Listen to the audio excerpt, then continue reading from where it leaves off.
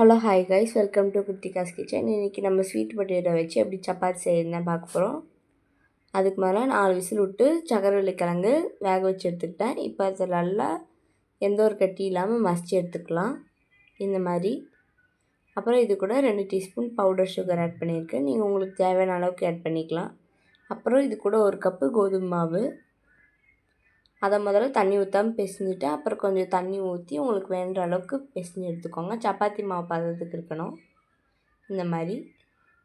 அப்புறம் சப்பாத்தி தேய்க்கிறதுக்கு சப்பாத்தி கல் எடுத்து அது கூட கொஞ்சம் கோதுமை மாவு எடுத்து தேய்ச்சி வச்சுருக்கிறது கொஞ்சமாக எடுத்து சப்பாத்தி மாவு மாதிரி தேய்ச்சி எடுத்துக்கோங்க.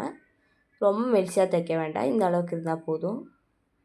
அப்புறம் தவா வச்சுட்டு கொஞ்சம் நெய் விட்டுட்டு, நீங்கள் அதுக்கு பதிலாக பட்டர் கூட விட்டுக்கலாம். நான் நெய் விட்டு நல்லா இந்த மாதிரி சுட்டு எடுத்துக்கிட்டேன். அவ்வளோதான், ரெடி ஆகிடுச்சு. சூப்பரான ஸ்வீட் பொட்டேட்டோ வச்சு சப்பாத்தி ரெடி ஆகிடுச்சு. இதை மறக்காமல் உங்கள் வீட்டில் ட்ரை பண்ணி பாருங்கள். பாய்.